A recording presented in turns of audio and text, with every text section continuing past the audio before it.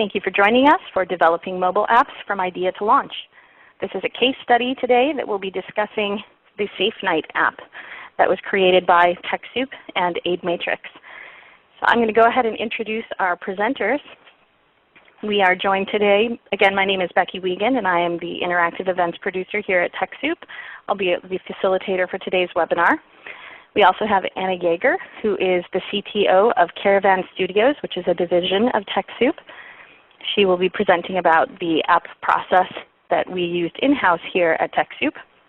And then we also have Keith Thode, who is the COO of AidMatrix, and he will be talking about his contributions to developing this app as well. Hopefully this will allow you to come away with some great insights into the process or possible processes for developing your own app, and understand a little bit about what it takes to put a real app together for your mobile audiences. You will see assisting with chat Ali Bezdikian on the back end, so she will be grabbing your questions and saving them for us for the presentation Q&A.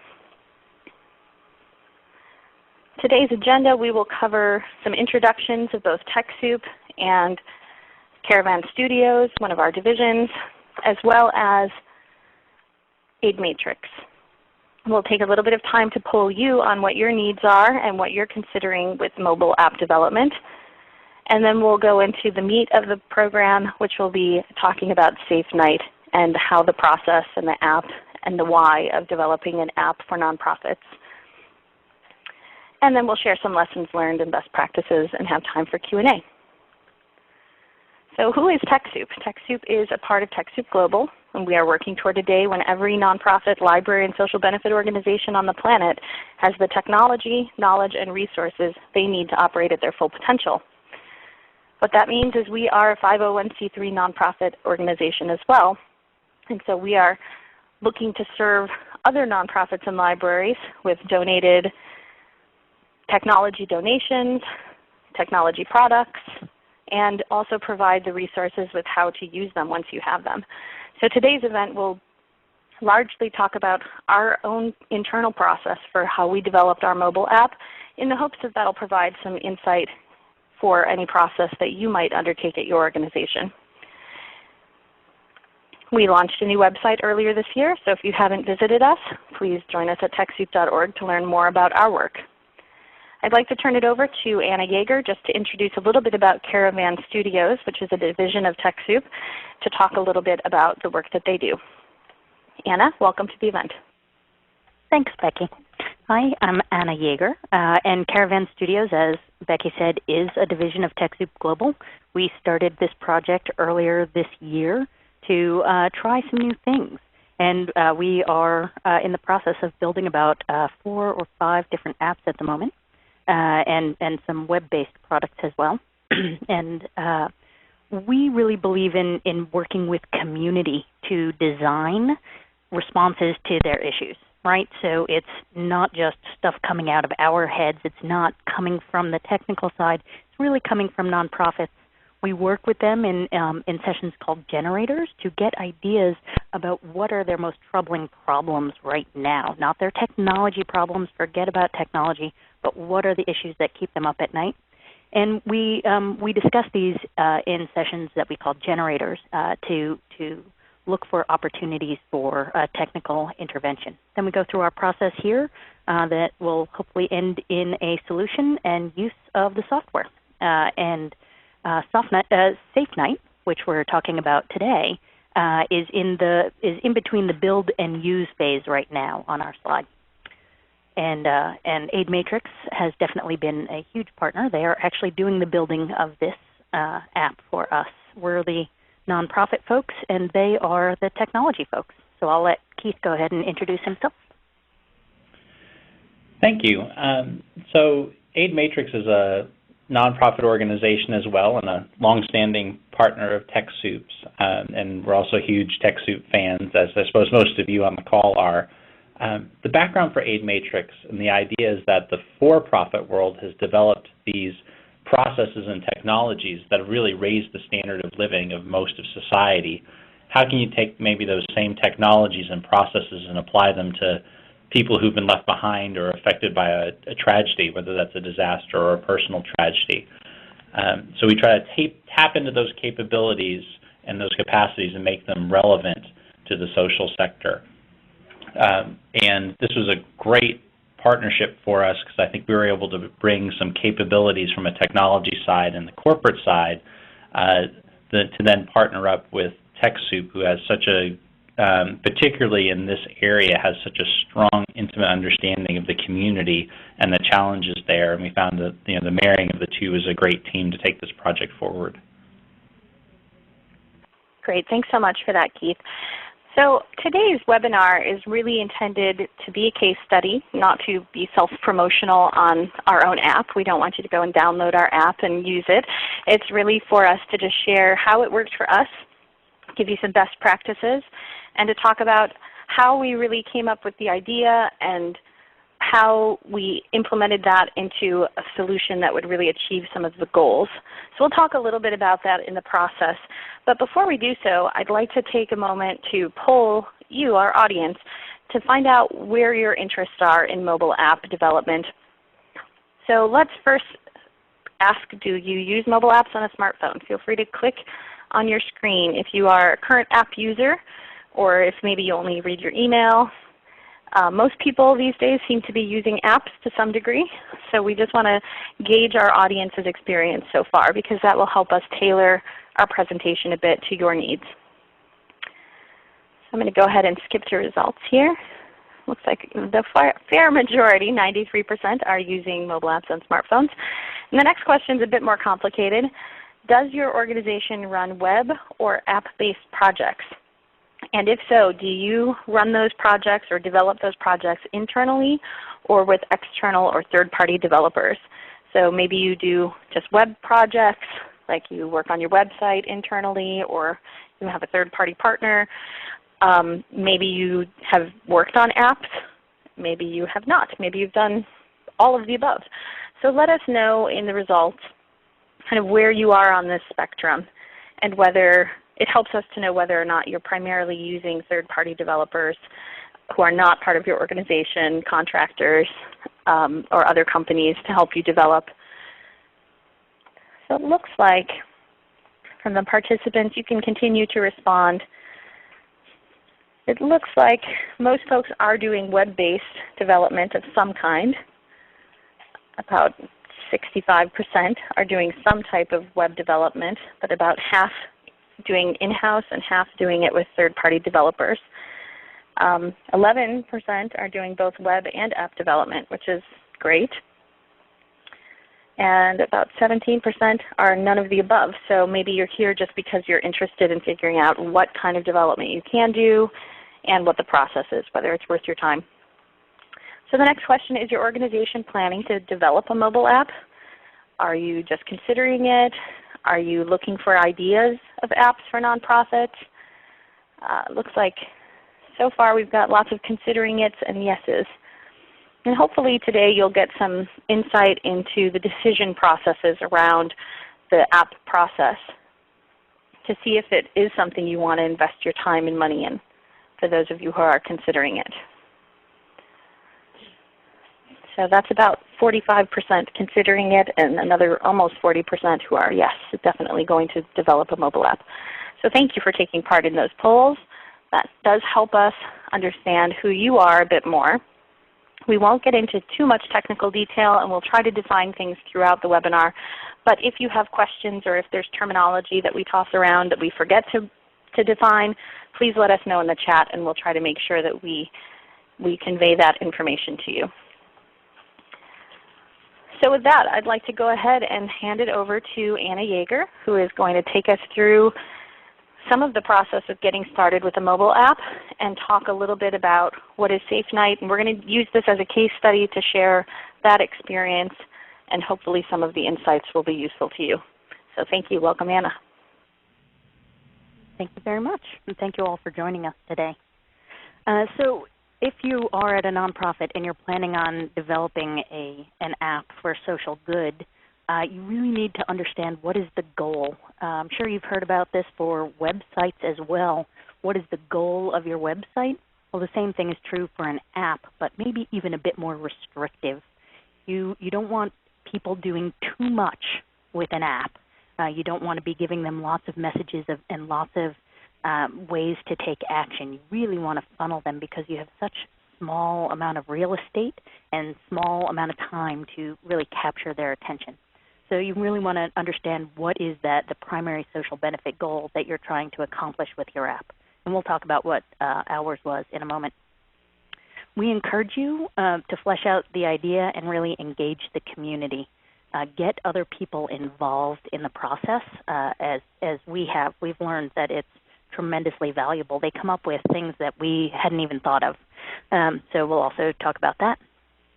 And then getting it built. Do you have folks in-house who have the capabilities or want to learn, or do you want to work with a third-party development organization? And like our relationship with Aidmatrix, they are not a contractor for TechSoup Global in building this app. They are a partner in the development of this system, and they have really brought a lot of their own experience with fundraising and with infrastructure for nonprofits to the process.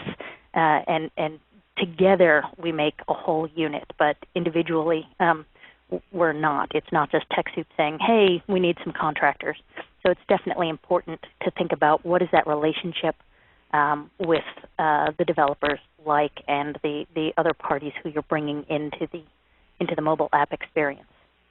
And then make sure not to forget, and we'll talk about this a little more too, but you need to have budget to maintain it once it's built. The budget can't just be for the initial development. You're going to learn things as you go. You're going to have to scope it down to get to the first deliverable, and then you're going to want to do more with it initially. And think about when the phones upgrade. Both Windows phones and Androids and iPhones, they all upgrade quite frequently, once or twice a year. So what is that going to do to your app? And when we've heard numerous occasions where folks have had their app out into the marketplace, and then a month or two later the platform versions, and suddenly this beautiful app doesn't work anymore, and they don't have budget to maintain it.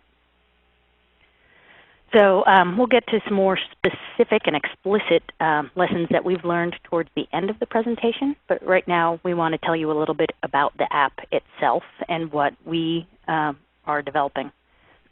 SafeNight is a mobile service that allows the community to respond to the urgent needs for shelter. And what this means is when an individual is in urgent need of shelter, a qualified staff member at a domestic violence service organization can initiate a request for a hotel room funding. So the person who pushes out the request is from a nonprofit, from a qualified, certified domestic violence agency. Both TechSoup and Aidmatrix have a long history of onboarding nonprofits and ensuring that they are who they say they are. And supporters who've downloaded the SafeNight app will then, once the organization has pushed out a request for help, the supporters will receive a notification that an individual is in need, and then they'll have an opportunity to help cover the cost of the hotel room via the app. So again, the shelter is the one who does the screening, just like they do now, of the person who needs the help. They're the ones, the organization is the one who puts out the alert, and it's the donors who have the app installed who can say, yes, I'll help right now, and we'll make a donation. Some people here at TechSoup are saying, well, and others are saying, why are we doing this project, right? It seems a little abstract and different from what we normally do. But here are just a few stats that really astound us. These are, 1 in 4 women in the U.S. will experience domestic violence in her lifetime. I believe all of these stats come from nnedv.org. That's the National Network to End Domestic Violence. And I won't read through all the stats, but it's really just incredible. And one of the stats that really hit us was on one day in California alone, nearly 3,000 people found refuge in emergency shelters and transitional housing. but nearly 800 people didn't find the housing that they needed. 800 people on one day did not have a safe place to sleep. And so we really wanted to target that unmet need, and we were trying to determine how could we do that. Here's another just real-life example that really hit home for us, and we wanted to make sure that anybody who needed it could find a refuge for the night. Our app is not going to end domestic violence, but it'll really help people for one day get out of a bad and dangerous situation. Keith, do you want to jump in here and talk a little bit about the goals of Safe Night specifically?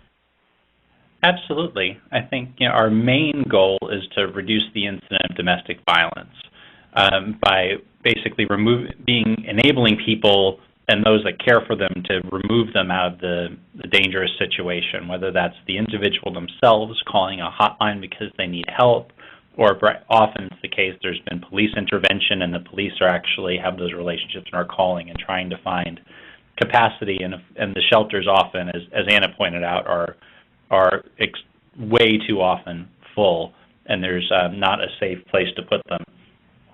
So we're trying to, ultimately that's what we're trying to do.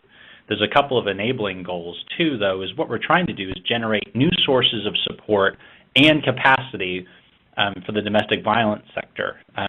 Coming at this a bit from an aid matrix standpoint, where we believe there's capacity out there in the corporate world. Well, one of the places there's capacity in the same city where the shelter may be full, there may be a hotel room that's about to go empty. Well, can't we bridge those two things in a space that would have gone to waste? Can't we use some skilled nonprofit volunteers and some corporate connections to actually turn that empty, wasted space into a safe place? At the same time, domestic violence agencies, like other folks, are trying to diversify their donation sources. So can we use this tool as a way to reach unique donors who will respond to that very immediate request, who may not be interested in writing a monthly check or an annual check, but will respond to that immediate impulse. So as TechSoup and Aid Matrix, part of what we're trying to do is bring in new friends and new funds, new sources of funds, and ultimately more capacity, so that we can get more women and those that in their family placed in a safe situation for the evening. Part of the process, and really one of the neat things TechSoup has done in the partnership, is really enforce with us the importance of, at the same time, capturing as much of the relevant data as possible, so that we can go back and serve those people even better as we go on, and build the case even more strongly as we go on to convince others to help us and get involved and address these critical needs. Thanks, Keith. This is Becky just chiming in, because I think this is one example of a solution-based app that's working toward finding temporary, smaller solutions with growing capacity of support from around the community and communities that could easily be, the idea for this could easily be transferred to a number of direct service organizations. So if you run a food bank and you need some money specifically to buy food, if you run a bike service or a bicycle promotion organization to let people borrow bikes to commute to save on energy costs, you could have something that has a similar type of request system where you, as an organization, as a direct service organization, could put out the request that we need this today. Or if you're working with an inventory in a soup kitchen, that you could have something that says, we have a need for this donation. It will cost $30. You can make that donation and it'll happen today. So I think that there are a lot of ways, or an animal shelter, if you serve communities where you need fosters for animals. So I could see that this kind of concept could be transferred to a variety of different, mostly direct service organizations. And TechSoup is not a direct service organization in that we work as a domestic violence shelter, but we convened with the generators that Anna mentioned earlier, we convened domestic violence organizations and shelters to help them determine what their biggest needs were, and this was what has come out of it. So I think there are ways that this concept could be transferred to a variety of other organizations and types of services. So with that, I'm going to go ahead and hand it back to Anna to talk a little bit more about the process and to give us some definitions before we launch into everything so that we're all on the same page. Great, thanks, Becky. Now, I don't want to scare anybody with any of these, so don't worry, you don't have to be able to consume every detail here. But app development is a lot like web development in that you can have a number of different processes from getting to the start, from the start to the finish. One of the most common ones in software development in general is waterfall, where you do all the planning up front, and then the requirements, then the design, then the development, then the testing, then the acceptance. And it's a tried and true practice. It works really well in general. We used it for the development of SafeNight. One of the downsides is it's not very conducive to learning along the way.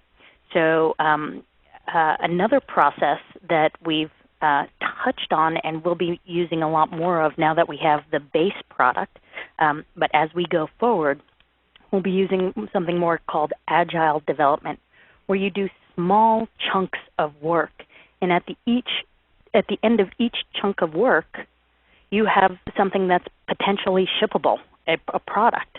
You have a new feature, let's say, or you have some new content, or you have something new that that you can get in a small period of time. And the teams you work with, the development teams you work with, can dictate how long that period of time is. Is it 1 week, 2 weeks, a month? But I really recommend this model in terms of it's really great for learning along the way. So if you do 2 weeks worth of work and you learn something new, you can add that learning in and shift the direction of your app along the way. But you have to have a pretty good sense from the start of where you're going, and a lot of flexibility and willingness to shift. So that requires some good organizational buy-in too, that you might not, what you start out doing might look very different from what you end up with. And that's okay as long as everybody's bought in. I'm not going to define all of these things right now, but these are just a few words that maybe later, if you want to look them up, do some searches on them, they might be helpful before you go on the journey of building an app. These are several things. HTML, I'm sure you've all heard of, but HTML5 is the latest version, and CSS3, that's the style sheets. And they really enable app development and responsive web design for websites as well. So those are good things to know about. Keith, anything else you wanted to add in here before we move off these definitions? Just one thing around, there's the definition of native app, which really talks about developing an application for use on a particular platform or device. And for a lot of our folks here, who've worked with technology, thinking about what device is going to, what computer or what web browser is going to see what you developed has not been much of an issue through much of your career. Those of you who are maybe further along in your career, like I am, will remember the days where we had to develop for specific operating systems and things to work on specific devices. But in this era of web development and most things being on the internet rather than on your specific machine, we haven't had to think about that as much. Now, as you start, so those of you who've done a lot of web development, as you move to the phone and developing apps for the phone, there's a lot more work about things working on a particular device and on a particular operating system. So doing, in a Windows Phone version and an Android version and an iPhone version, and not only that, for specific operating systems for those applications, and some nuances between different Android devices, for example. So I believe that's a temporary situation that's affecting us for the next few years, but it is something that those of you who are kind of moving from a web-based view of the world to this mobile app piece is to really be having enough time and thoughtfulness around the fact that you're going to have to develop things for different kinds of devices. Excellent, thank you. Great. So getting started with mobile app development. Here again are some terms that you will want to know about, and we'll show you a few examples of them in the coming slides.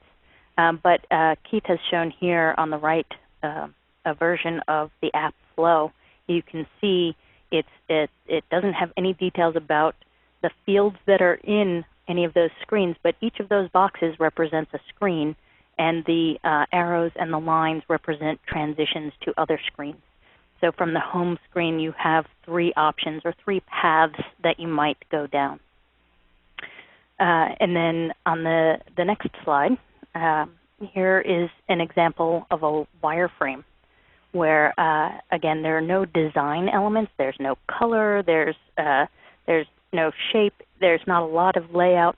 But what these tell you is what fields and what functions should be on that screen.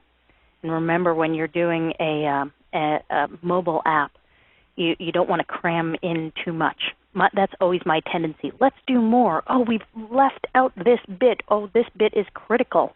But it's not a lot of real estate, so you have to keep it simple and keep it large enough that people can see and don't have to be zooming in and out all the time. The next step that we did was design. So hopefully this has come up on your screen, and you can see this is the login screen for the Safe Night app. You can see there's the starry black background, and then there's a blue background as well to go around the main fields and the content.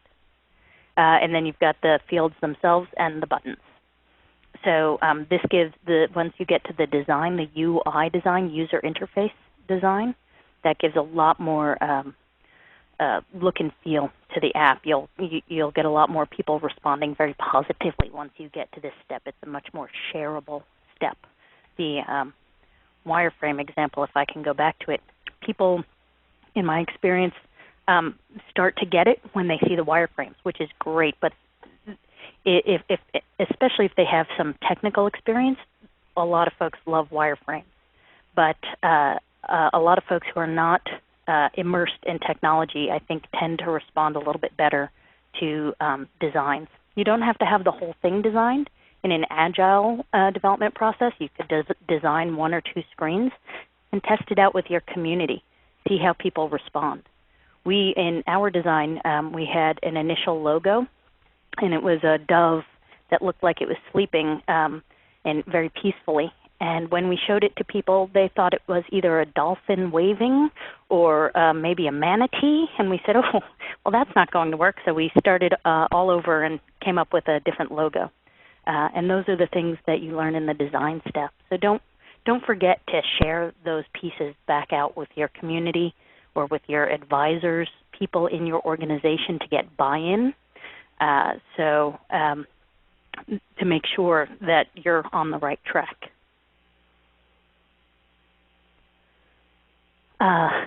Now I'd like to talk just a little bit more about our partnering outside of TechSoup. We have been working a lot with domestic violence agencies in California for the past 13 years. We've done a variety of consulting with them. For the past 3 years, we've had grants from the Blue Shield of California Foundation to support those organizations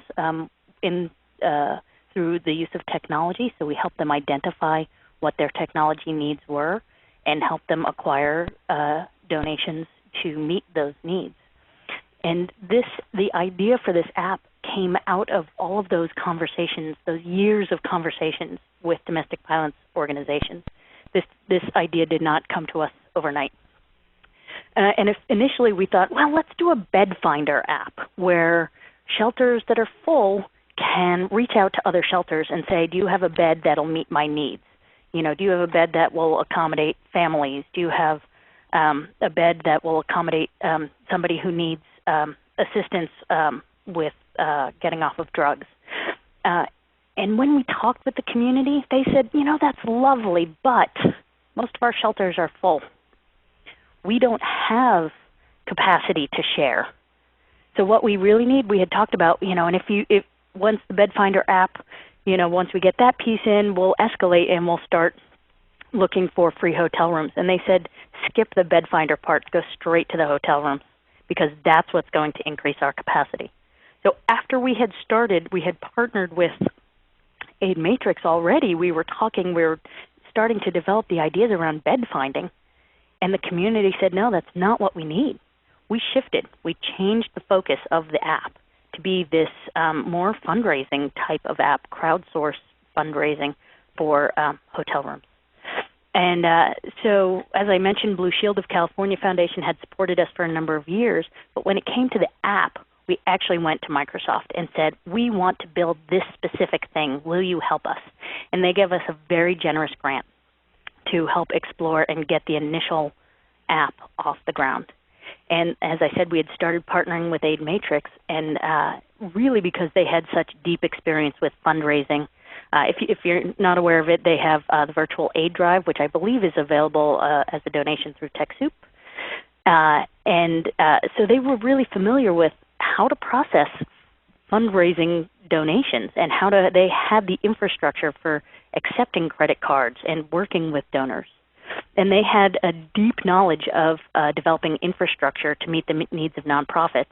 And they had the technical experience building apps. They partnered with Microsoft to build an app called Help Bridge, which allows people to reach out for help in a disaster. You know, hey, there was just an earthquake, I'm okay, or I'm at this location and I need help. So we really we looked for all of those things in Aid Matrix, and that's what told us that they would be an excellent partner in this endeavor. And then once we started making some progress, we went back to Blue Shield, and then we went to Vodafone and said, you know what, Microsoft has helped us in this way. Can you help us get a little bit further? And once we had the real solid idea, they were willing to come on board and help us with some grants to make this a reality. I think it's terrific to know that a nonprofit, especially if you're a smaller organization, does not have to just go it alone and try to come up with an app idea and develop it and come up with all the funding themselves, that if you work in coalition with organizations that do similar work, that it's a great way to not only come up with an idea, but also to kind of come up with funding sources to help you afford to build an app that, you know, can launch in different marketplaces. So I think that's a terrific piece of advice for people to look at not just their own organizational capacity, but to look at their partners, to look at their friends, to look at their coalition of orgs that work on the same issue, to see if there are ways that they can partner and work together to build something that will ultimately win solutions for them and for their communities. Thank you, Becky. Keith, do you want to do this next slide in the video? Yeah, sure. So, and I think Becky's point is a good transition point. When we look at the background in terms of the fundraising engine, was actually developed for an example Becky had before about people needing food for the food pantry or for the food bank. We have this web-based fundraising infrastructure called the Virtual Aid Drive, and it actually started as the Virtual Food Drive. And much the way Anna was describing, this was developed with the community, and in fact was not even our original idea. And its base concept, our local food bank, who we had done a significant amount of work with, came to us with a sheet of paper and a list of grocery items on it. And you know, a company had sent it out to their employees, and people would fill out the grocery list and the amounts, and then they would write their check and staple their check to the paper and turn the paper in. And the North Texas Food Bank came to us with that and said, could you put this on the computer? And our eyes got really big because we saw, you know, not only was that going to be applicable for them, but it was going to be applicable for all kinds of food banks. And not only would it be applicable for many, many food banks, individually, but as a network, you could go to national employers and national groups of people, and they could make their contributions and make a local impact as part of their national organization. And so the virtual aid drive, virtual food drive and virtual aid drive was born. This same infrastructure is the fundraising infrastructure, and underneath technology and processes and support systems that is supporting the Safe Night app now. And we actually believe over time that same story we'll be able to tell, and that same value we're going to be able to tell as this becomes a national system. So through the combination of the back-end system that we already had in place, the virtual aid drive, and the mobile app development, we have the whole interaction process from the point from where a shelter manager has a specific need. They need to put a person in a hotel room that night. They know about that person, they have the room secured, they know how much it will cost. They can go into the virtual aid drive and put out a specific request for somebody to pay for that specific room. The virtual aid drive then sends a notification out over to the mobile app and out to all those people who've agreed to hear a request from that specific shelter in that specific time frame, however often they want to be asked, and their phone gets pinged with that very specific request. And if they make that donation right then that money will be used to place that person in that room that evening, and we have all of the tracking on the back end to make sure that those funds are used exactly the way that we've asked for them. Next, we have sort of a video of the whole process. And this is from a technical standpoint, that you can use if you develop in the .NET platform and in some other platforms. You can use what's called an emulator, and that's basically a way to make your PC act like a phone to test your mobile apps. And so before we had the phone ready, the phone version of the software ready, we had it ready in a stage where we could put it on the emulator and we could start testing the application. So you can see the application sort of running in process here. One of the things we did with that early on was then to go make a movie. Because as Anna said, as much as you can be specific with people, provide them specific pictures and look and feel and such about the application, many people are, some people are abstract and like process flows and such, but many people are very concrete. And to the extent that you can give them a very specific picture of what you're doing, you can generate their ideas, their feedback, their support. Here you're seeing the shelter manager, her logging into the virtual aid drive to make that request, see that donor information, then make that request for that new room. But one particular trick of the trade, I'll say, is you can make this web-based movie of your app while it's still in process, and then you can actually, while you're not downloading the live app to your phone yet, you can download this little movie onto your phone. And then, for example, I was at lunch a couple of weeks ago and before the app was ready, but I still had the movie downloaded on my phone. I could sit at lunch and I could go to one of our supporters and just run the movie on my phone, and they could see it actually running on a phone, and it gave them a very specific idea of how this was going to work. So little movies like this and such can be helpful in being extremely concrete in your support. Here you can see the specific need of the donation, $54 will put a person in the room that night. They click on that they want to help. They put in their credit card information. Their other information's already been stored in the app, so they don't have to re-enter that. Here they put in their credit card information, and it has all of the security. That information then flows back through our virtual aid drive with all the donation capabilities, working with all the credit card providers. It's a secure transaction, and none of that credit card information is stored anywhere but in we use VeriSign, which is the PayPal people. It's one of the biggest gateways out there. And in a couple of clicks, they've made an impact. They've changed somebody's situation that evening and really potentially saved them from a very dangerous situation in just a few clicks. So that's a little bit about the movie. Here you can see some other ways that you can give feedback and all of this. And actually, those of you that have Windows phones and can download it on the store, I know you put the link out there, you actually can see most of the same functionality yourself right now.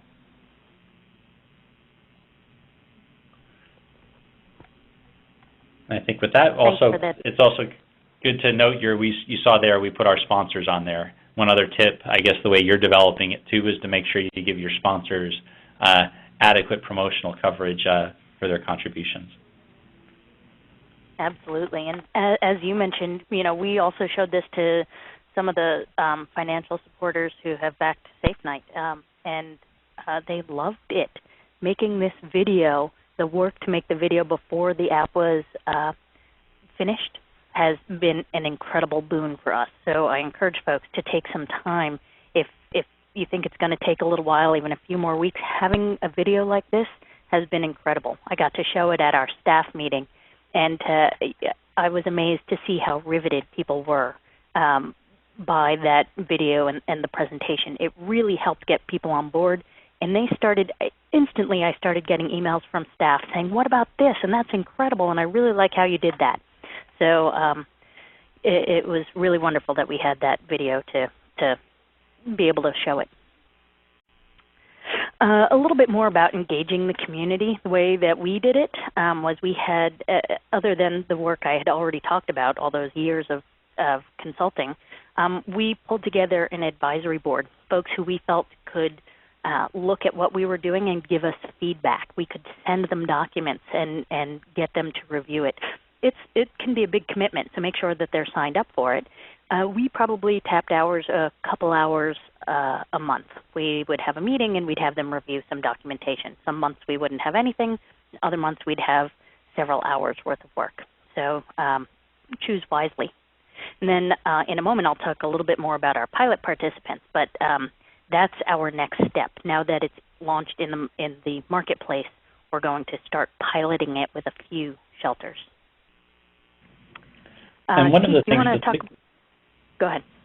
Yeah, so one of the things to think about is that step of launching your app in the marketplace, and it does take time. Unlike publishing your own web-based project or something where you can just put it on your servers and it's out in the internet for whomever you want to access, apps these days have to go through certain marketplaces and sometimes get some rigorous approval before they're launched. Each app market is different, and you have to allow some time for that and different strategies.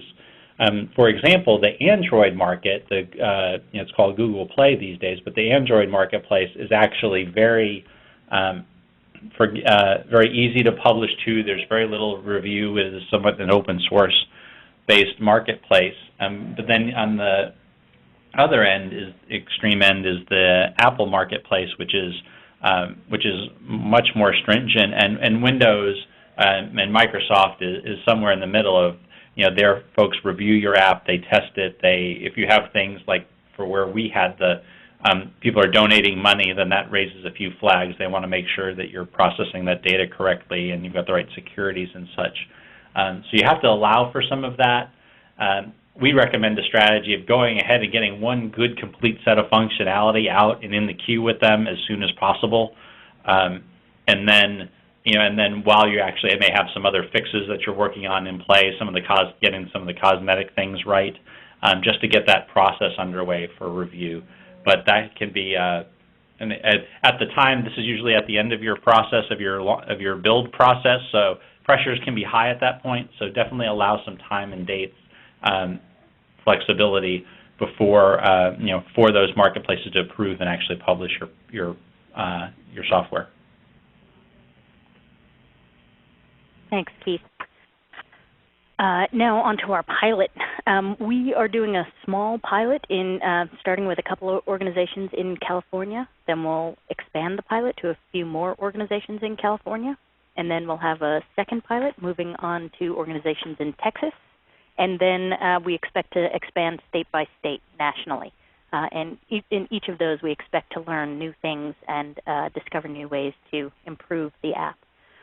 So we're just entering that phase now, and we can report back a little bit more on later on how that goes.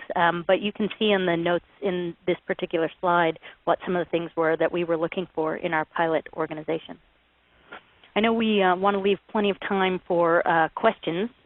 So I'll just quickly go over some of the lessons learned and some of the tips that we have for you, and we are by no means experts, but we're just talking from our own experience. But definitely the goal needs to be aligned with the goals of the organization. As I said before, keep it simple. And if you have personally identifying information in it, if you have people enter their names even, or any other information, make sure it's secure and make sure it meets the standards. Don't just trust a developer, but make them explain, make them show you how it's secure. Have your content copy edited? Have a real marketing plan, and as we mentioned before, budget to maintain it when the phones upgrade, not just when you want to add more features. Define the goal up front and how you want to achieve it. What is it that you want to do with this app, and be very clear on that. Doesn't mean it can't change, but start with a hypothesis and test that out. Engage your community and your target audience, because keep in mind our community here is the domestic violence service organizations, but the target audience are the donors. So we have to make sure that they're both involved in the process. The advisory board I already mentioned, and try not to make your app all things to all people. For instance, don't build a website instead in an app form. You can make your website mobile friendly, but don't build an app to replace your website. And for content apps, you could try getting your feet wet with something like App Maker. They're good for putting in content and media. And as Keith was just talking about, be aware of some of those platform restrictions. For instance, Apple, you're not allowed to do fundraising to nonprofits through their apps. You can get around that by putting in a link to a website, but your app has to be free then. You can't charge for it. And make sure to listen to your community feedback once you get it. So I think that's the end of our structured presentation. On to some questions, Becky. Terrific. Thank you so much, Anna. Those are some great tips. We have quite a few questions that have come in, so I'll go ahead and jump right in. And this is probably one that either of you could address. So Lynn was asking, saying that she's really interested in partnering with somebody to develop a mobile app. How do you find a company to partner with to develop it? Like, how did you guys reach out? Were these people you already knew and had relationships with? Were these prior funders? We already, as Keith mentioned, we had already had a long-standing relationship with AidMatrix, and we were looking for a way to deepen that. So that's how we found them. There are other ways that we're doing outreach. We're letting the community know what it is we want to do and the things that we need: money, developers, other resources. And the community has helped us. And our community doesn't just include nonprofits, but it also includes folks like Vodafone Foundation of America and Microsoft and Blue Shield. So we've let them know, and they've also helped us find some other folks. We've also just been very open online, and people have come and found us wanting to volunteer. A lot of hackers want to learn, and so they might be willing to take on your app pro bono. Just keep in mind that it's a volunteer like anybody else, so you have to have experience managing volunteers. Great. So tap into those existing partners and coalitions and funders, see what you can find. So in terms of social benefit, MJ asked, do you recommend building one app to satisfy two focuses, like one to benefit your own organization and one to also then benefit the community that organization serves? Or should those be broken into two different apps? Like, should you try to fundraise for your own work and also try to get people to donate directly to a direct service cause? Or is it best to have those broken out, do you think? I'll put that to Keith. Well, I would say that to start with, that the fundraising and the build are two different questions. I think typically you would say that you would build separate apps towards each audience.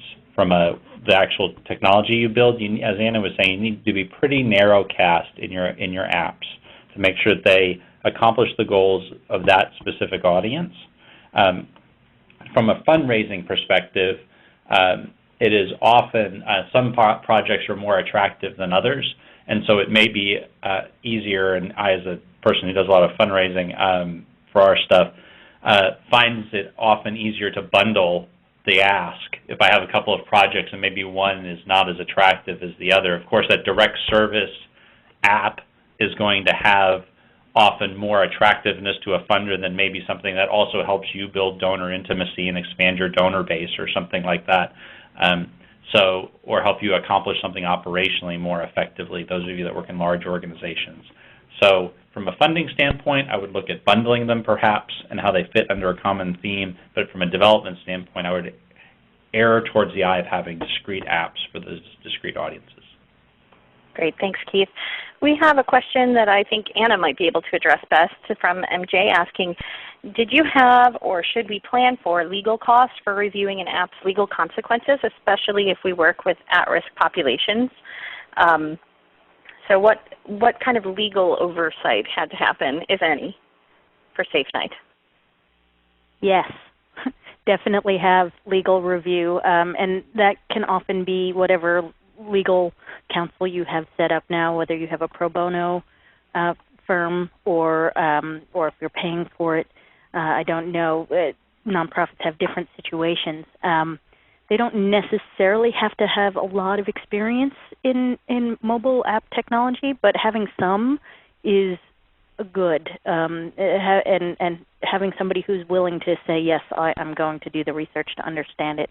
We had to, because of the credit card processing, we had to make sure that that was in our terms and conditions. So we had to fill out special forms for our legal review to say what we were doing with the credit card information, if it was going to be stored, how it was going to work, what level of encryption we were using.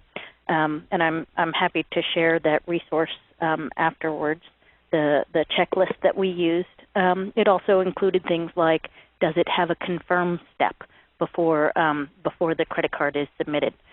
So the legal review is very important, especially when you have, like I said, personally identifying information, credit card or financial information, or if you have any sort of risky information, like domestic violence agencies are very technophobic because people can often hack.